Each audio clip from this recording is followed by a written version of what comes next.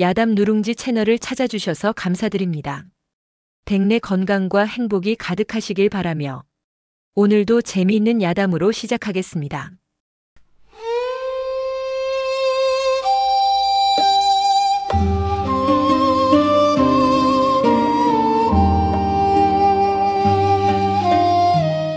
경상도 함양군 깊은 산골짜기 해가 뉘엿뉘엿 넘어가는 서산 마루에 찬바람이 불어오고 있었습니다.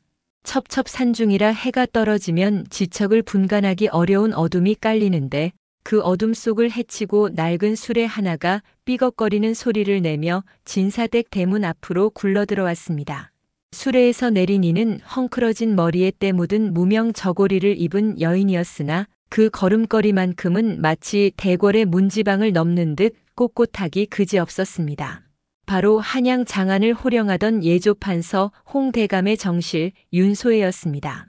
불과 한 달 전까지만 해도 12폭 비단 치마를 끌며 아랫사람들의 기을 죽이던 그녀가 이제는 역적의 누명을 쓴 집안의 몰락과 함께 이름 없는 여종이 되어 이곳까지 팔려온 것입니다. 윤 씨가 대문 앞에 서서 먼지 낀 치마를 툭툭 털어내자 안채에서 심술이 덕지덕지 붙은 늙은 여인 하나가 튀어나왔습니다. 이 집의 안주인인 최 씨 부인이었습니다. 최 씨는 윤 씨의 위아래를 훑어보더니 혀를 차며 소리쳤습니다. 내가 그 한양서 왔다는 년이냐? 꼴을 보니 일은커녕 밥숟가락이나 제대로 들 수 있을지 모르겠구나. 뭣들 하느냐? 어서 저것을 행랑채로 끌고 가서 물부터 길어오라 시켜라. 마당 쇠가 거친 손으로 윤 씨의 팔을 잡아 끌자 윤 씨는 매섭게 눈을 치뜨며 팔을 뿌리쳤습니다. 이놈, 어딜 감히 손을 대느냐. 내 비록 지금은 이 꼴이 되었으나 법도 있는 집안의 여식이다. 내 놈의 더러운 손이 내 옷자락을 스치기만 해도 불쾌하기 짝이 없다. 마당 쇠는 기가 막혀 입을 딱 벌렸고 최 씨 부인은 어이가 없어 뒷목을 잡았습니다. 허이고, 이게 종년이냐 상전이냐? 내가 아직도 정경 부인인 줄 아느냐? 여봐라. 전현에게 당장 물동이를 지게 하고 우물물을 다 채우지 못하면 저녁밥은 없다고 일러라. 윤 씨는 입술을 깨물며 부엌 뒤편 우물가로 향했습니다. 태어나서 물동이라는 것을 머리에 입은 적이 없는 그녀였습니다. 남들이 하는 것을 눈동냥으로 보긴 했으나 막상 물이 가득 찬 동이를 머리에 올리자 목이 꺾일 듯 휘청거렸습니다. 그녀는 비틀거리며 한 발자국을 떼었으나 중심을 잃고 그만 물동이를 뒤집어 쓴 채 진흙탕에 나뒹굴고 말았습니다. 아이고, 내 옷, 내 머리. 윤 씨가 진흙 범벅이 된 얼굴로 소리를 지르자 부엌에서 일하던 참모와 하인들이 배를 잡고 웃어댔습니다. 한양 마님은 물동이로 춤을 추는 게 유행인가 보네. 윤 씨는 분함에 치을 떨었지만 차가운 우물물이 등줄기를 타고 흐르는 처량한 신세를 부인할 길이 없었습니다. 이것이 그녀의 첫 번째 굴욕이었습니다. 같은 시각 마을 어귀장터에는 또 다른 소동이 벌어지고 있었습니다. 낡은 갓을 삐딱하게 쓰고 해진 도포 자락을 휘날리는 사내 하나가 좌판을 벌어놓고 목청을 높이고 있었습니다. 스스로를 천하제일의원이라 칭하는 장석이었습니다. 자, 오시오, 오시오. 죽어가는 송장도 벌떡 일으키고 도망간 며느리도 발바닥에 불이 나게 돌아오게 만든다는 전설의 환약이 여기 있소. 이 환약으로 말할 것 같으면 백두산 천지 물을 머금고 자란 산삼뿌리에 동해 용왕이 기침할 때 튀어나온 진주가루를 섞어 빚은 것이요. 장석의 침 튀기는 설명에 순진한 마을 사람들이 구름처럼 몰려들었습니다. 허리가 굽은 김노인이 지팡이를 짚고 다가와 물었습니다. 의원 양반, 내가 요즘 허리가 끊어질 듯 아픈데 그것도 낫는가? 장석은 김노인의 허리를 쓱 만져보더니 짐짓 심각한 표정을 지었습니다. 아이고 어르신, 허리에 잡귀가 붙어 따리를 틀고 있구만요. 이 잡귀는 보통 약으로는 안 떨어집니다. 하지만 제가 만든 이 호랑이 기운 환약을 드시고 동쪽으로 난 나뭇가지를 꺾어 엉덩이를 3번 때리면 씻은 듯이 나을 것입니다. 김노인은 눈을 휘둥그레 뜨며 쌈지돈을 꺼내 장석에게 건넸습니다. 사실 그 환약은 콩가루에 꿀을 조금 섞어 시커멓게 태운 것에 불과했습니다. 장석은 돈을 챙기며 능청스럽게 웃었습니다. 탁월한 선택이십니다. 오늘 밤 당장 뛰어다니실 겁니다. 옆에서 지켜보던 주막 주모가 코웃음을 쳤습니다. 저놈의 주둥이는 삶아도 둥둥 뜰 거야. 저번에는 맹물에 숟가루 타서 만병통치약이라더니 이번엔 콩가루냐? 장석은 주모를 향해 윙크를 날리며 속삭였습니다. 주모, 사람을 살리는 건 약이 아니라 믿음이라니까요. 내 덕분에 김노인이 오늘 밤 기분 좋게 잠들면 그게 명예 아니겠소? 그때였습니다. 물에 빠진 생쥐꼴을 한 윤 씨가 장을 보러 나왔다가 이 광경을 목격했습니다. 최 씨 부인의 언명으로 다친 허리를 이끌고 콩나물을 사러 나온 길이었습니다. 윤 씨는 장석이 사기치는 모습을 보자 타고난 정의감과 깐깐한 성격이 발동했습니다. 그녀는 사람들 사이를 비집고 들어가 장석의 좌판을 가리키며 외쳤습니다. 이보시오. 백두산 산삼은커녕 쥐똥 섞인 콩가루 냄새가 진동을 하는데 어찌 순박한 백성들을 이리 속인단 말이오. 의술을 행하는 자가 부끄러움도 모르는가. 장터의 시선이 일제히 윤 씨에게 쏠렸습니다. 흙투성이에 젖은 옷을 입은 행색이지만 말투만큼은 대감마님 호령 같았습니다. 장석은 당황하여 눈을 깜빡이다가 곧 평정을 되찾고 비꼬듯 대꾸했습니다. 어허, 어디서 귀한 거지가 나타나셨나?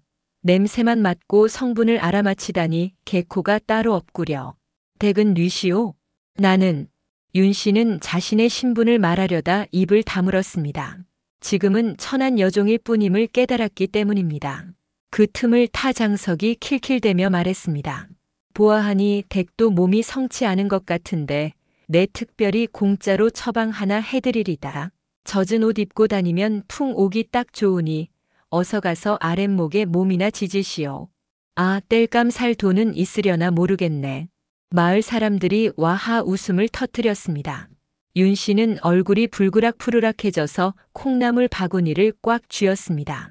내 언젠가 내 놈의 사기 행각을 관아에 고발하여 곤장을 치게 만들 것이다. 아이고 무서워라. 그럼 나는 관아에 가서 미친 여자가 장터 물을 흐린다고 고발해야겠소. 장석의 능글맞은 대꾸에 윤 씨는 더 이상 대꾸할 힘도 없어 씩씩거리며 돌아설 수밖에 없었습니다. 이것이 두 사람의 악연 같은 첫 만남이었습니다. 그날 밤 진사댁 행랑채 구석방은 냉골이나 다름없었습니다. 윤 씨는 얇은 이불 하나를 덮고 누워 욱신거리는 허리를 감싸 안았습니다. 창호지 문틈으로 들어오는 달빛이 그녀의 튼 손등을 비추었습니다. 곱디곱던 손은 하루 만에 긁히고 멍이 들어 엉망이 되어 있었습니다. 윤 씨는 저고리 안주머니 깊숙한 곳에서 작은 옷가락지 하나를 꺼냈습니다. 죽은 남편이 홀레날 끼워주었던 정표였습니다. 남편은 늘 그녀에게 당신은 나의 대나무요, 소나무 같은 사람이라며 그녀의 강직함을 사랑해 주었습니다. 대감, 보고 계십니까? 당신이 그토록 아끼던 제가 이제는 콩가루 장수에게 조롱이나 당하는 신세가 되었습니다. 윤 씨의 눈에서 참았던 눈물이 주르륵 흘러내려 베개를 적셨습니다. 억울함과 그리움이 뒤섞인 뜨거운 눈물이었습니다. 한양의 화려한 집, 따뜻했던 아랫목, 그리고 다정하게 이름을 불러주던 남편의 목소리가 환청처럼 귓가에 맴돌았습니다. 그녀는 옷가락지를 가슴에 품고 소리 죽여 오열했습니다. 차라리 죽어버릴까 생각도 했지만 억울하게 쓴 누명을 벗기 전에는 죽어서도 남편을 볼 면목이 없을 것 같았습니다. 밤은 깊어가고 산짐승 우는 소리만이 윤 씨의 흐느낌을 덮어주고 있었습니다. 그때 문 밖에서 인기척이 들렸습니다. 거기 누구 없소? 사람 살려! 다급한 목소리에 윤 씨는 눈물을 훔치고 일어나 문을 열었습니다. 마당에는 횃불을 든 하인들이 우왕좌왕하고 있었고 안채 쪽에서 최 씨 부인의 비명소리가 들려왔습니다. 아이고, 우리 아들이 죽네. 의원 불러라. 빨리 의원 안 부르고 뭐 하느냐. 진사댁의 귀한 외동아들이 갑자기 거품을 물고 쓰러진 것이었습니다. 집안은 순식간에 아수라장이 되었고 누군가 다급하게 외쳤습니다. 이 시간에 문연 의원이 어디 있습니까? 저기 장터 주막에 머무는 돌팔이 장석이라도 데려와야 합니다. 윤 씨는 장석이라는 이름에 귀가 번쩍 뜨였습니다. 낮에 보았던 그 사기꾼이 이 위급한 상황에 불려온다니 기가 막힐 노릇이었습니다. 하지만 그녀는 알지 못했습니다. 이 소동이 자신의 운명을 뒤바꿀 거대한 사건의 서막이라는 것을 말입니다. 진사댁 마당은 그야말로 쑥대밭이었습니다. 횃불이 어지럽게 춤을 추는 가운데 대문 밖에서 요란한 신랑이 소리가 들려왔습니다. 아니 이놈들아, 내 팔 떨어진다. 의원을 모시려면 가마를 보내도 시원찮을 판에 짐짝처럼 끌고 가다니 이게 무슨 예의냐. 하인들의 손에 이끌려 아니 거의 짐짝처럼 들려 들어온 이는 다름 아닌 장석이었습니다. 자다가 봉창 두드리는 소리에 끌려 나온 그는 한쪽 신발은 어디다 팔아먹었는지 집신 한 짝만 달랑 신고 있었고 상투는 비뚤어져 꼴이 말이 아니었습니다. 최 씨 부인은 아들의 방문을 박차고 나와 장석의 바짓가랑이를 잡고 늘어졌습니다. 의원 양반, 제발 우리 아들 좀 살려주시오. 저녁 잘 먹고 갑자기 눈이 뒤집히더니 숨이 넘어갈 듯 합니다. 장석은 짐짓 거드름을 피우며 온매무새를 다듬었습니다. 거참 부인, 사람 목숨이 어디 제 소관입니까? 하늘의 뜻이지요.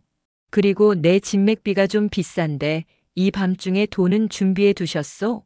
돈이 문제요? 집문서라도 내줄 테니 어서 들어가 봅시다. 장석은 그제야 못 이기는 척 방으로 들어갔습니다. 방 안에는 17난 진사댁 외동아들이 식은 땀을 흘리며 사지를 비틀고 있었습니다. 입에는 거품이 물려 있고 눈은 흰자위만 보인 채 헐떡이는 꼴이 영락없는 급체, 그것도 아주 독한 음식에 당한 광란이 분명했습니다. 장석의 눈매가 순간 날카롭게 빛났으나 그는 곧바로 맹한 표정으로 돌아와 환자의 배를 툭툭 쳤습니다. 허허, 이거 큰일 났구먼. 뱃속에 굶어 죽은 귀신이 들어앉았어. 오늘 저녁에 뭘 먹었소? 옆에서 떨고 있던 참모가 기어들어가듯 대답했습니다. 저 저녁에 닭백숙을 해올렸는데 급하게 드시긴 했습니다요. 장석은 무릎을 탁 쳤습니다. 그렇지. 닭 귀신이 붙었어. 닭이 죽을 때 꼭 기호하고 못 울고 죽어서 그 한이 목구멍을 막고 있는 게야. 방 안에 있던 사람들은 황당한 소리에 입을 벌렸지만 워낙 위급한 상황이라 누구 하나 토를 달지 못했습니다. 장석은 짐짓 엄숙한 표정으로 처방을 내렸습니다. 여봐라. 당장 부엌으로 가서 3년 묵은 씨암탉 똥 한 줌과 마당을 쓸던 빗자루 몽댕이를 삶은 물을 대령해라. 그리고 그 물에 식초를 3방울 떨어뜨려야 귀신이 놀라서 도망간다.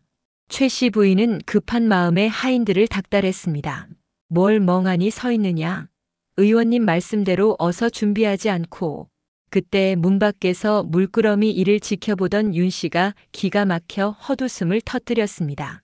아무리 급해도 닭똥에 빗자루 삶은 물이라니 저런 사기꾼에게 아들의 목숨을 맡기는 꼴이 우스웠습니다. 하필이면 그때 장석과 눈이 딱 마주쳤습니다. 장석은 윤 씨를 보자마자 입가에 묘한 미소를 띠며 손가락질을 했습니다. 옳거니 저기 기가 아주 센 여자가 있구먼. 저 여자가 물을 끓여야 약효가 돕니다. 이보시오. 거기 눈 동그랗게 뜬 아주머니. 어서 부엌으로 가서 물을 끓여오시오. 굼뜨게 굴면 도련님 목숨은 댁 책임이오. 윤 씨는 피가 거꾸로 솟는 듯 했습니다. 한양 정경 부인에게 닭똥 물을 끓이라니. 그녀는 쏘아붙이듯 대꾸했습니다. 이 돌팔이 의원, 사람 목숨을 가지고 장난질을 쳐도 유분수지 그따위 처방이 어디 의서에 적혀 있단 말이냐. 어허, 의서라니?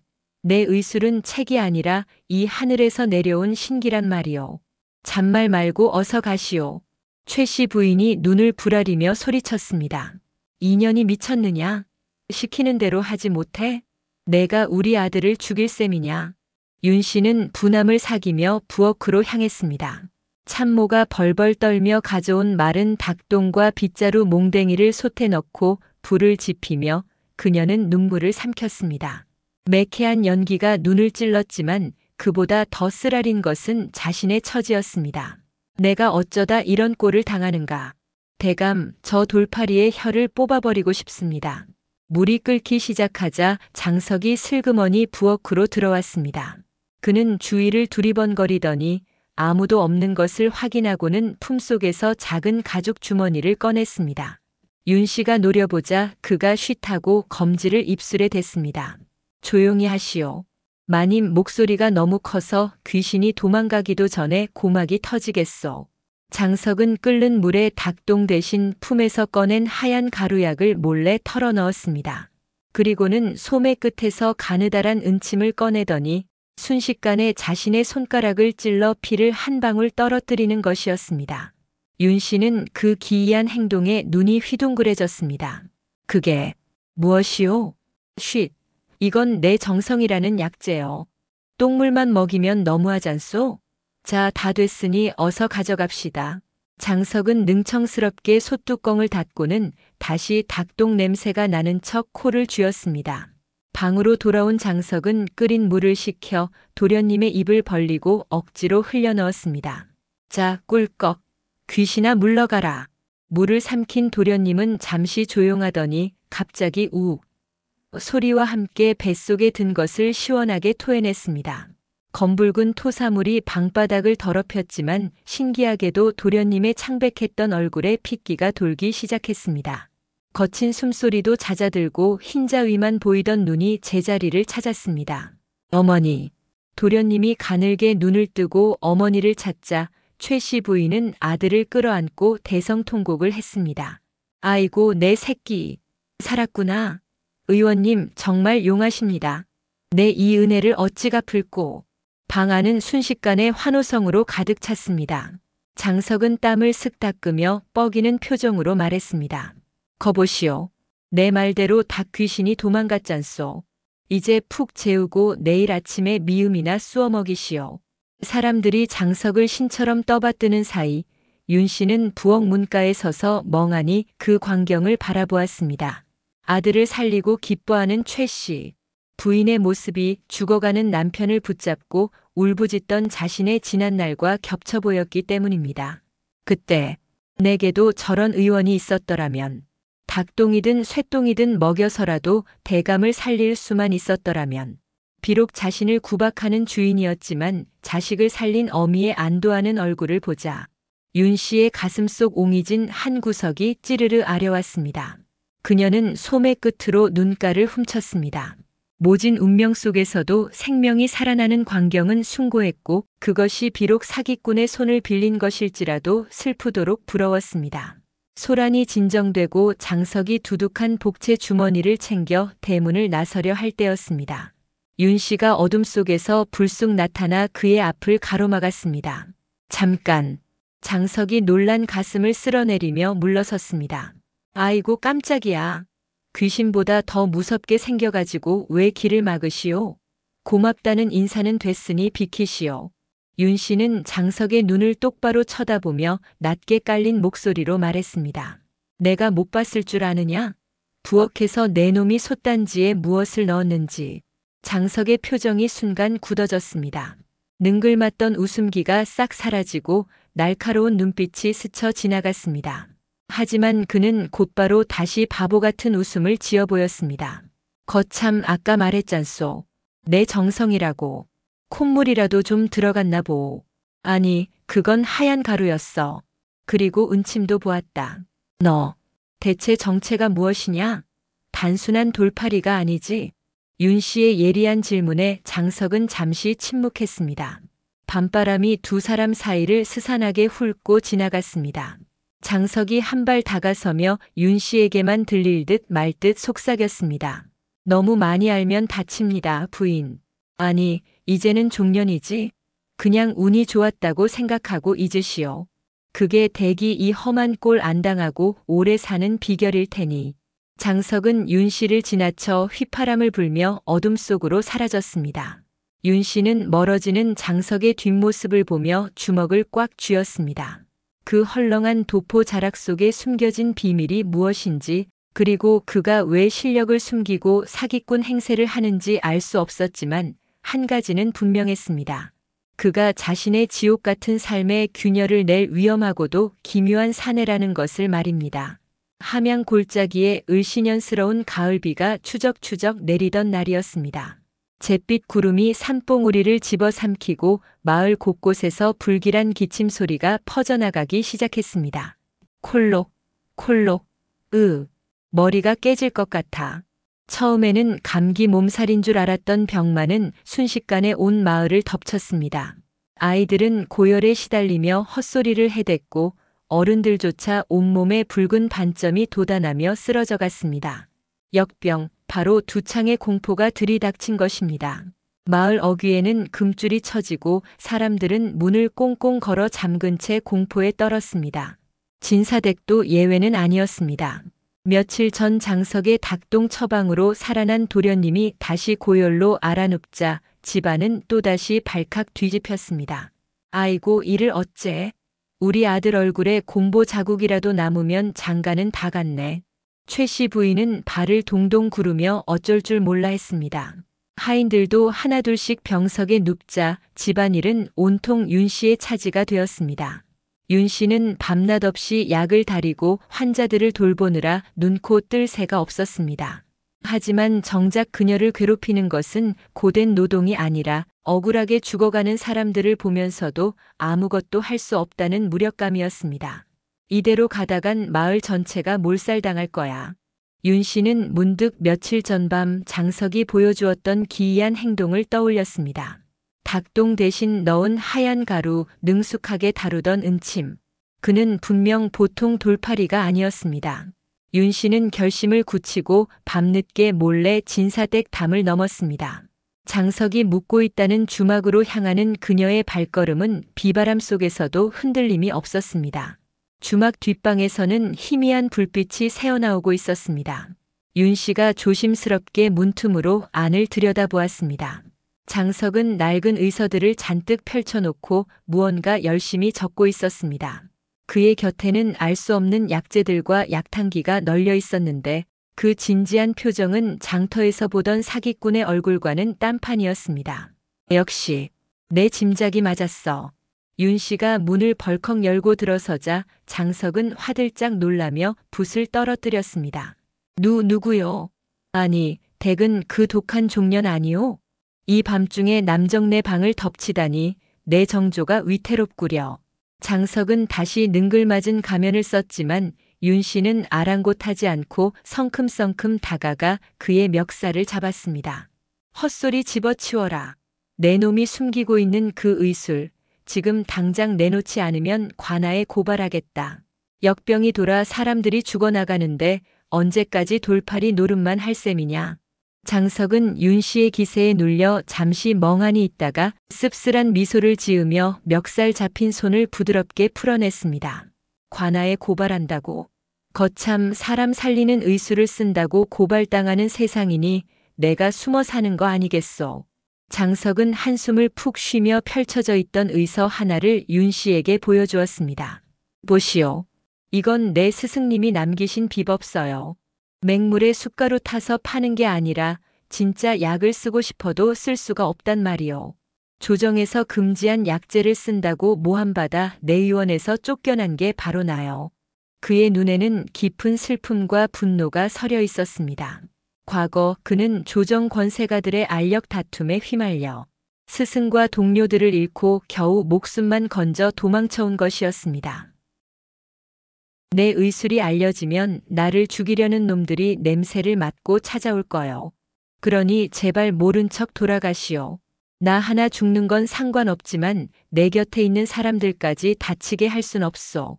윤 씨는 장석의 진심 어린 고백에 잠시 말을 잃었습니다. 그녀 또한 억울한 누명을 쓰고 쫓겨난 처지였기에 그의 아픔이 남의 일 같지 않게 느껴졌습니다. 하지만 지금 눈앞에서 죽어가는 사람들을 외면할 수는 없었습니다. 그렇다면 내가 돕겠다. 뭐요? 내 놈이 직접 나서지 않아도 되게 내가 돕겠다고 했다. 내가 처방전을 써주면 내가 그 약을 구해 마을 사람들에게 나누어 주겠다. 사람들이 묻거든 용한 무당이 알려준 비방이라고 둘러대면 될 것 아니냐.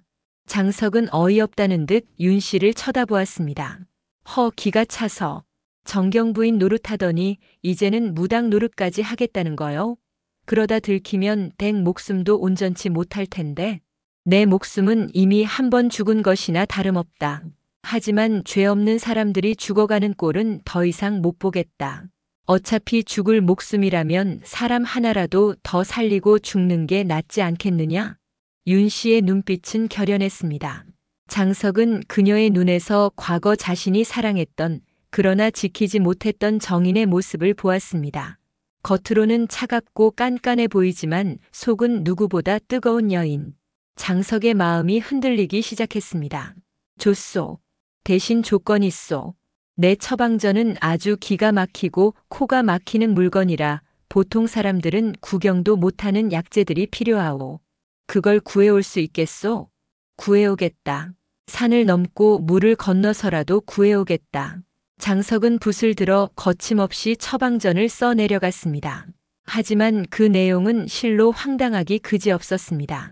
동쪽으로 뻗은 복숭아나무 가지 삶은 물, 흰 달개 벼슬 피 3방울, 그리고 과부의 눈물 1컵.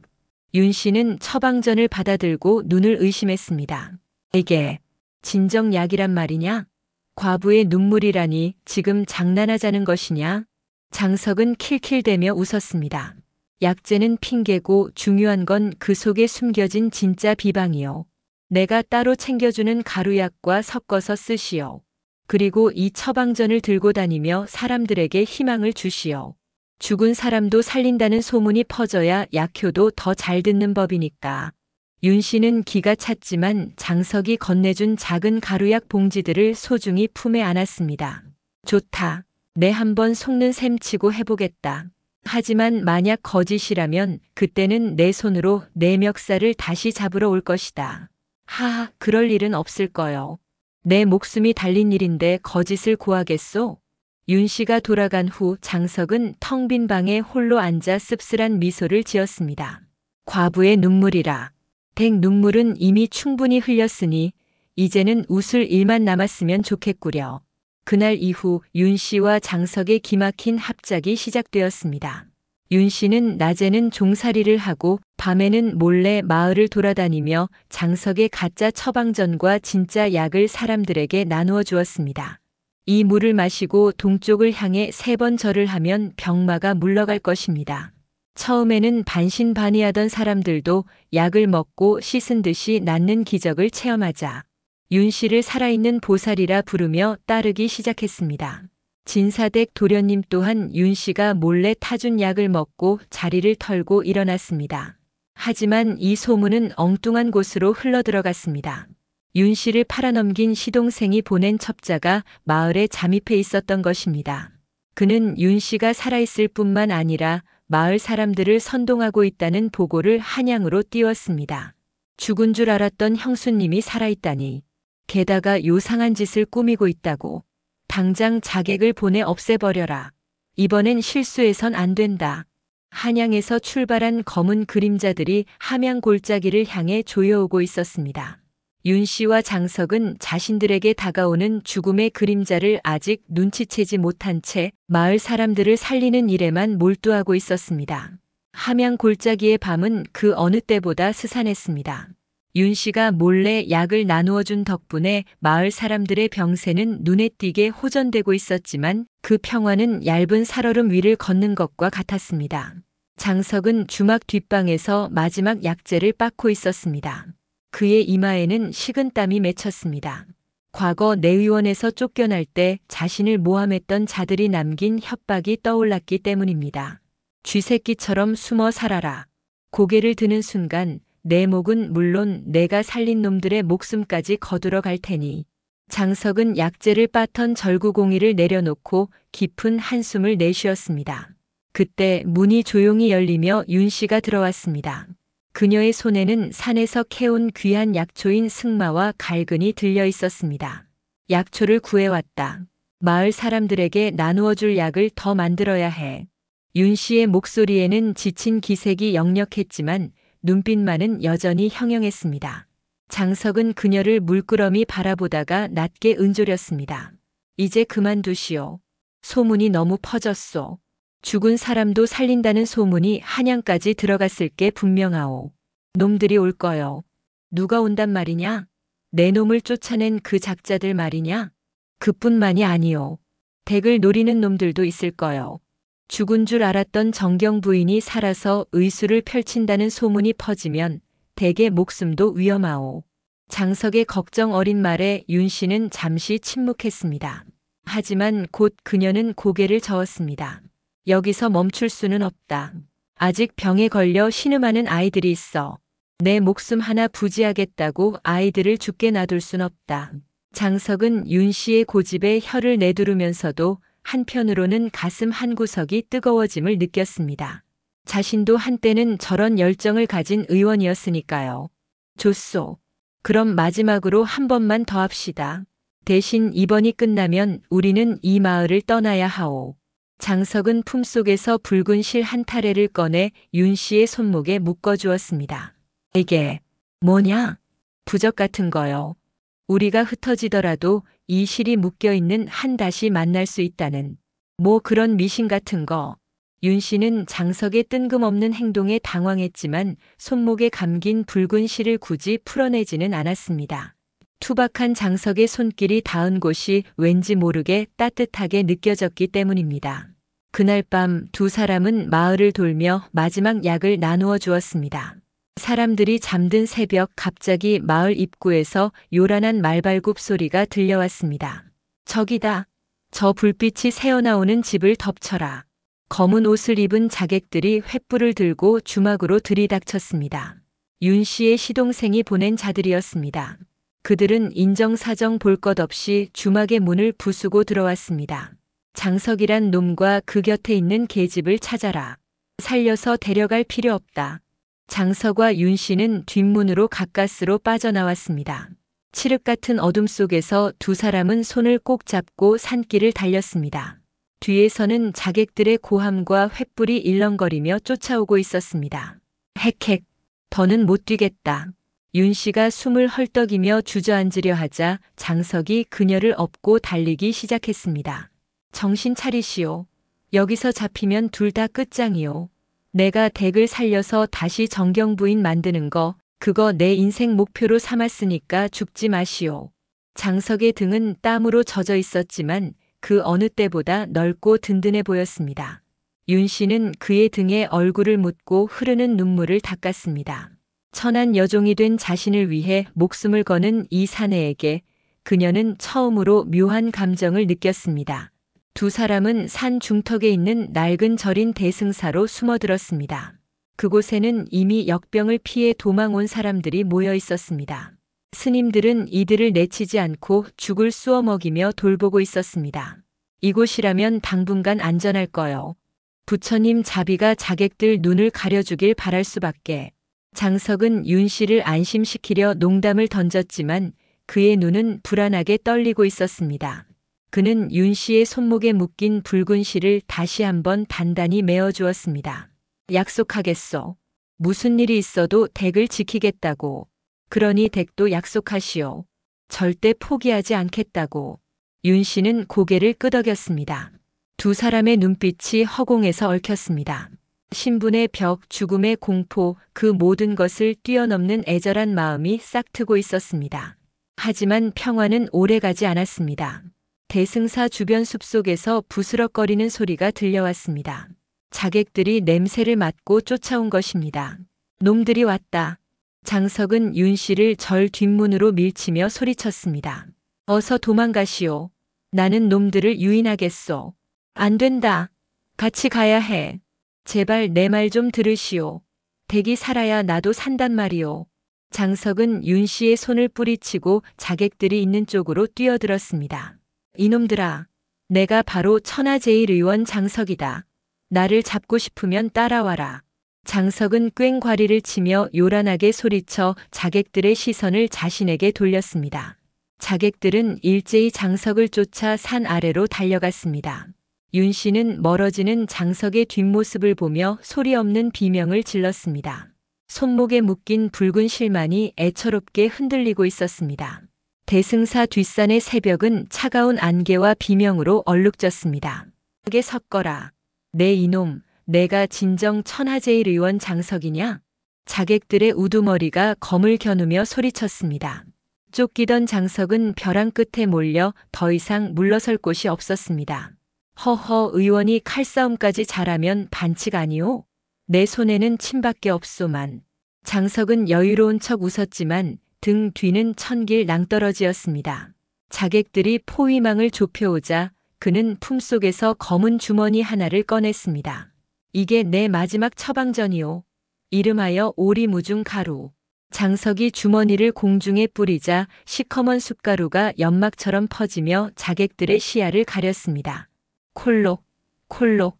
이놈이 무슨 짓을. 자객들이 당황하여 허둥대는 사이 장석은 벼랑 아래로 몸을 날렸습니다. 강물로 떨어지는 풍덩 소리와 함께 그는 어둠 속으로 사라졌습니다. 한편 산속 바위 틈에 숨어 이 모든 것을 지켜보던 윤 씨는 입을 틀어막고 오열했습니다. 자신을 살리기 위해 스스로 미끼가 된 장석의 희생에 가슴이 찢어질 듯 아팠습니다. 의원, 죽지 마시오. 제발. 그때 절 아래에서 요란한 소리가 들려왔습니다. 관군들이 대승사를 에워싸고 있었습니다. 시동생의 모함으로 역적과 내통한 여종을 잡으러 온 것이었습니다. 윤 씨는 눈물을 닦고 일어섰습니다. 도망만 다니다가는 평생 쫓기는 신세를 면할 수 없음을 깨달았습니다. 더 이상 피하지 않겠다. 내 발로 걸어나가 억울함을 밝히리라. 윤 씨는 옷매무새를 단정히 하고 비록 낡은 무명옷이지만 정경 부인의 기품을 잃지 않은 채 산을 내려갔습니다. 대승사 마당에는 관군과 마을 사람들이 대치하고 있었습니다. 저 여자를 내놓아라. 역적과 내통하여 민심을 어지럽힌 죄인이다. 관군 장교가 소리치자 마을 사람들이 앞을 막아섰습니다. 무슨 소리요? 우리를 살린 은인한테 죄인이라니. 맞소. 벼슬아치들이 다 도망갈 때 우리 곁을 지킨 건 저 부인이었소. 일촉즉발의 상황에서 윤 씨가 군중을 해치고 걸어 나왔습니다. 물러서라. 내 죄가 있다면 내가 받겠다. 윤 씨의 서슬 퍼런 호통에 장교마저 움찔했습니다. 내가 윤 씨냐? 당장 포박해라. 포졸들이 달려들려 하자 윤 씨가 품에서 옷가락질을 꺼내 보였습니다. 이것은 선대 임금께서 내 시아버지께 하사하신 옥지환이다. 이것을 보고도 감히 내 몸에 손을 대려 하느냐? 그 옷가락지는 예조 판서 가문의 상징이자 윤 씨가 정경 부인임을 증명하는 마지막 물건이었습니다. 장교는 당황하여 뒷걸음질 쳤습니다. 그것이 어찌 내게 있느냐? 너는 이미 노비 문서에 도장이 찍힌 몸이다. 내 몸은 노비가 되었을지언정 내 정신과 이 가락지만큼은 더럽혀지지 않았다. 나를 한양으로 압송해라. 임금님 앞에서 내 결백과 시동생의 악행을 낱낱이 고하겠다. 윤 씨의 당당한 태도에 마을 사람들은 환호성을 질렀고 관군들은 기세에 눌려 쭈뼛거렸습니다. 결국 윤 씨는 오랏줄 대신 가마에 태워져 한양으로 향하게 되었습니다. 이는 죄인의 압송이 아니라 억울함을 풀러가는 비장한 행렬이었습니다. 한양으로 가는 길은 멀고도 험했습니다. 윤 씨는 가마 안에서 장석이 묶어준 붉은 실을 만지작거렸습니다. 의원 살아계신가요? 당신이 목숨 걸고 지킨 이 목숨으로 반드시 당신의 억울함도 풀어드리리다. 며칠 후 한양 도성에 도착한 윤 씨는 곧장 의금부로 끌려갔습니다. 하지만 그녀를 기다리고 있는 것은 시동생의 비열한 웃음이었습니다. 형수님, 아니 종려나. 제 발로 죽으러 오다니 기특하구나. 내가 아무리 떠들어봐야 미천한 종년의 말을 누가 믿어주겠느냐? 시동생은 윤 씨를 지하 감옥에 가두고 거짓 증인들을 내세워 그녀를 영모죄로 몰아갔습니다. 고문 형틀이 준비되고 윤 씨의 운명은 풍전등화와 같았습니다. 내 죄를 인정하면 목숨만은 살려주마. 내 죄는 오직 하나, 너 같은 짐승을 가족이라 믿었던 것이다. 윤 씨가 피를 토하며 절규할 때 감옥 문이 열리고 뜻밖의 인물이 등장했습니다. 삿갓을 깊게 눌러 쓴 산에 절뚝거리는 다리로 들어오는 그 모습은 누가 죄 없는 여인에게 죄를 묻느냐? 삿갓을 벗자 드러난 얼굴은 바로 장석이었습니다. 물에 빠져 죽은 줄 알았던 그가 살아서 돌아온 것입니다. 하지만 그의 모습은 예전의 돌팔이가 아니었습니다. 나는 전 내의원 수석 의관 장석이다. 그리고 이 여인의 증인이 되러 왔다. 장석은 품에서 피 묻은 두루마리를 꺼내 들었습니다. 그것은 시동생이 역적들과 주고받은 밀서, 그리고 과거 장석을 모함했던 자들의 비리가 적힌 장부였습니다. 이 장부를 임금님께 바치러 가는 길에 잠시 들렀다. 내 놈들의 목이 달아나기 전에 마지막 인사는 해야 할 것 같아서. 시동생의 얼굴이 사색이 되었습니다. 감옥 안은 순식간에 반전의 소용돌이에 휘말렸습니다. 한양의 가을바람은 유난히도 찼습니다. 의금부 마당에는 수많은 구경꾼이 몰려들어 웅성거리고 있었습니다. 죽은 줄 알았던 정경 부인이 종이 되어 돌아오고 쫓겨난 돌팔이 의원이 피 묻은 장부를 들고 나타났다는 소문은 한양 장안을 발칵 뒤집어 놓았습니다. 추국이 열리는 날 윤 씨는 하얀 소복을 입고 형틀 앞에 무릎을 꿇었습니다. 그 옆에는 포승줄에 묶인 시동생 홍 씨와 그 무리가, 반대편에는 장석이 증인으로 서 있었습니다. 추국관의 호통이 떨어졌습니다. 죄인 윤 씨는 듣거라. 내가 역적과 내통하여 민심을 선동하고 시동생을 모함하려 했다는 것이 사실이냐? 시동생 홍 씨가 억울하다는 듯 소리쳤습니다. 나리, 이 여자는 미쳤습니다. 종살이가 힘들어 정신이 나간 것입니다. 저기 있는 의원놈도 이 여자와 노란한 놈이니 말이 통할 리가 없습니다. 윤 씨는 고개를 꼿꼿이 들고 차분하게 입을 열었습니다. 나리, 저는 미치지도 않았고 역적과 내통한 적도 없습니다.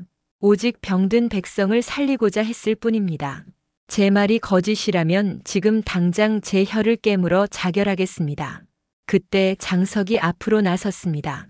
나리, 이 장부가 증거입니다. 여기에는 홍 씨가 역적들과 주고받은 서신, 그리고 백성을 구하려는 의원들을 모함하여 쫓아낸 내역이 낱낱이 적혀 있습니다. 추국관이 장부를 받아들고 내용을 훑어보자 그의 미간이 찌푸려졌습니다. 시동생의 얼굴은 사색이 되어 벌벌 떨리기 시작했습니다. 하지만 시동생은 마지막 발악을 했습니다. 그 장부는 조작된 것입니다. 저놈이 앙심을 품고 만든 가짜입니다.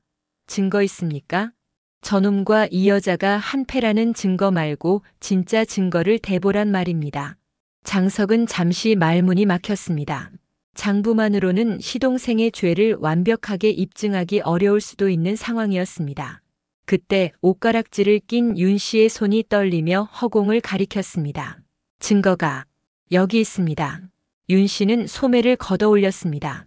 그녀의 손목에는 낡고 해진 붉은 실이 묶여 있었습니다.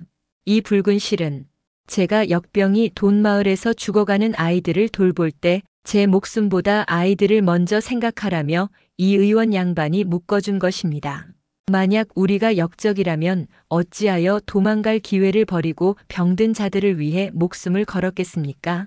저 홍 씨는 제 재산을 탐하여 저를 종으로 팔아넘겼지만 이 의원은 아무런 대가 없이 저를 살리고 백성을 살렸습니다. 하늘이 보고 땅이 증언할 것입니다. 누가 진짜 죄인인지. 윤 씨의 절절한 외침에 구경꾼들 사이에서 흐느끼는 소리가 터져 나왔습니다. 맞소. 저 부인이 쓴 약 덕분에 내 아들이 살았소. 저 의원 양반은 가짜 약을 판 게 아니라 진짜 약을 공짜로 나눠줬소. 함양에서 올라온 증인들이 하나둘씩 나서서 윤 씨와 장석을 변호하기 시작했습니다. 민심은 이미 두 사람의 편이었습니다. 추국관은 장부를 덮고 시동생을 노려보았습니다. 더 이상 무슨 증거가 필요하겠느냐. 내 놈의 탐욕이 하늘을 찔렀구나. 나리, 억울합니다. 이건 음모입니다. 여봐라. 저 죄인을 당장 하옥하고 엄히 다스려라. 포졸들이 시동생을 끌고 나가자 그는 발악하며 끌려갔습니다. 마침내 윤 씨의 억울한 누명이 벗겨지는 순간이었습니다. 윤 씨는 다리에 힘이 풀려 그 자리에 주저앉았습니다. 장석이 다가와 그녀의 어깨를 감싸 안았습니다. 고생하셨소. 정말 고생 많으셨소, 부인. 윤 씨는 장석의 품에 안겨 참았던 눈물을 터뜨렸습니다. 의원, 고맙습니다. 정말 고맙습니다. 두 사람은 서로를 부둥켜 안고 하염없이 울었습니다. 신분의 벽도 세상의 시선도 그 순간만큼은 아무런 의미가 없었습니다. 며칠 뒤 임금은 윤 씨의 억울함을 풀어주고 정경 부인의 자귀를 돌려주었습니다. 또한 장석에게는 다시 내의원 수석 의관의 자리를 제안했습니다. 하지만 장석은 정중히 거절했습니다. 전하, 저는 궁궐의 높은 담보다는 낮은 담장 너머의 백성들이 더 편합니다. 그리고 이제는 지켜야 할 사람이 생겼습니다. 장석은 윤 씨를 바라보며 미소 지었습니다. 윤 씨 또한 화려한 비단옷을 입고 있었지만 그녀의 손목에는 여전히 낡은 붉은 실이 묶여 있었습니다. 두 사람은 한양을 떠나 다시 함양 산골로 내려갔습니다. 그곳에는 여전히 그들을 기다리는 사람들이 있었습니다. 윤 씨는 더 이상 콧대 높은 정경 부인이 아니었습니다. 그녀는 걷어붙인 소매로 약초를 다듬고 장석은 그 옆에서 환자들을 돌보았습니다. 어느 날 장석이 윤 씨에게 넌지시 물었습니다. 부인, 이제는 종도 아니고 정경 부인도 아닌데 저를 뭐라 부르실까요? 윤 씨는 피식 웃으며 대답했습니다. 글쎄요. 돌팔이? 아니면 서방님? 장석의 얼굴이 홍당무처럼 빨개졌습니다. 두 사람의 웃음소리가 산골짜기에 메아리 쳤습니다.